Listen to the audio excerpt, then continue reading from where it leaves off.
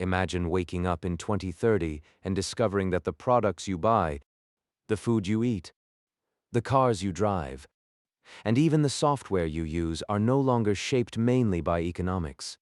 Instead, they are shaped by geopolitics. The world is entering a new era of trade, and the rules that governed globalization for the last 30 years are being rewritten. For decades, companies chased one goal above everything else: efficiency. Factories moved wherever labor was cheapest, supply chains stretched across continents, and consumers benefited from lower prices. It seemed like globalization had become unstoppable. But a series of shocks changed that assumption forever. The pandemic exposed how fragile global supply chains had become. Suddenly, nations realized that relying on distant suppliers for critical goods could become a national security risk.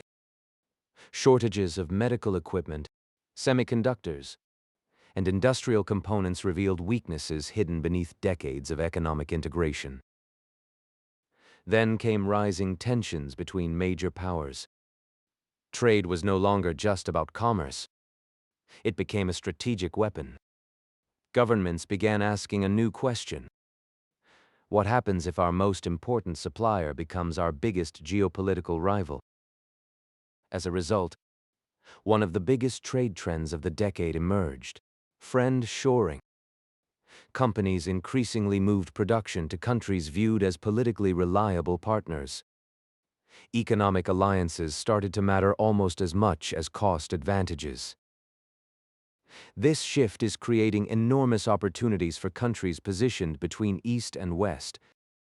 Vietnam, India, Indonesia, and Mexico have become major beneficiaries of supply chain diversification.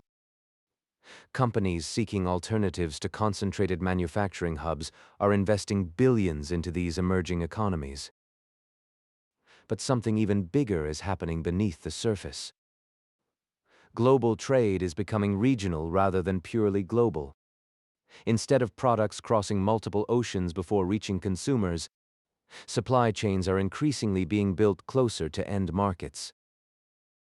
North America is becoming more integrated around the United States and Mexico. Europe is strengthening regional production networks. Across Asia, new manufacturing corridors are connecting Southeast Asia with India and other fast-growing economies. This regionalization does not mean globalization is ending. In fact, trade volumes are expected to continue growing. What changes is the architecture. The future belongs to networks that are resilient, flexible, and politically secure rather than simply the cheapest. At the same time, another revolution is quietly transforming international commerce. For centuries, global trade was dominated by physical goods. Ships carried raw materials, machinery, electronics, and consumer products around the world. By 2030, services are becoming one of the fastest-growing parts of international trade. Software developers in India can serve clients in Europe. Engineers in Southeast Asia can design products for American companies. Financial analysts can support multinational corporations without ever leaving their home countries. Digital services are creating entirely new forms of cross-border commerce. Artificial intelligence is accelerating this transformation. AI systems can translate languages instantly, analyze contracts, forecast demand, optimize shipping routes, and automate customs documentation. Tasks that once required days can now be completed in minutes. Imagine a small company in Vietnam selling products globally. In the past, international expansion required teams of translators, logistics experts, and compliance specialists. By 2030, AI can perform much of that work automatically, dramatically lowering barriers to entry. The result is a world where even small businesses can compete internationally. Global markets are becoming more accessible. but competition is also becoming more intense. Companies that embrace AI gain advantages that traditional competitors may struggle to match. Another powerful force is the explosive growth of digital trade. Streaming services, cloud computing, digital content, online education, software subscriptions, and virtual professional services are creating economic activity that often crosses borders without moving physical goods.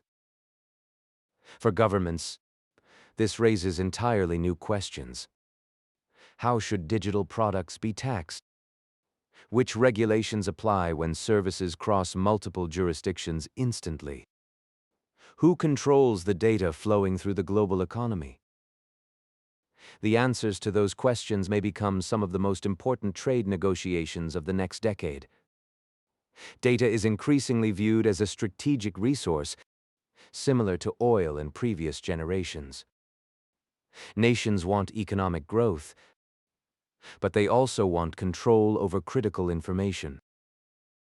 Meanwhile, climate policy is emerging as a major trade battleground.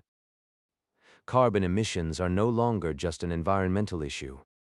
They are becoming a commercial issue. Countries are beginning to link market access with environmental standards. Manufacturers that can produce goods with lower emissions may gain competitive advantages. Those that fail to adapt could face higher costs, regulatory barriers, and reduced access to major consumer markets. The race toward renewable energy is also reshaping global trade flows. Solar panels, batteries, electric vehicles, wind turbines, and energy storage systems require vast amounts of critical minerals. Demand for these resources is rising dramatically. Lithium, nickel, copper, and rare earth elements are becoming strategic assets. Nations with large reserves are discovering that they possess resources essential to the technologies of the future. This is creating a new form of geopolitical competition centered on mineral supply chains. Indonesia has leveraged its nickel resources to attract industrial investment. Australia and Chile are expanding their influence through critical mineral exports. Resource-rich countries are increasingly becoming key players in the global economic system. At the same time, competition over advanced technologies is intensifying. Semiconductors have become one of the most strategically important products on Earth.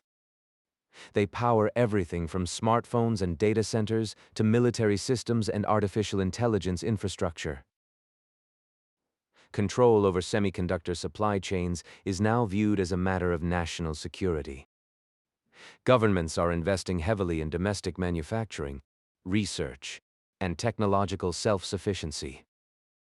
Trade policy and industrial policy are becoming deeply interconnected.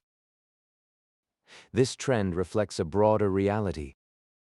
Economics and geopolitics can no longer be separated.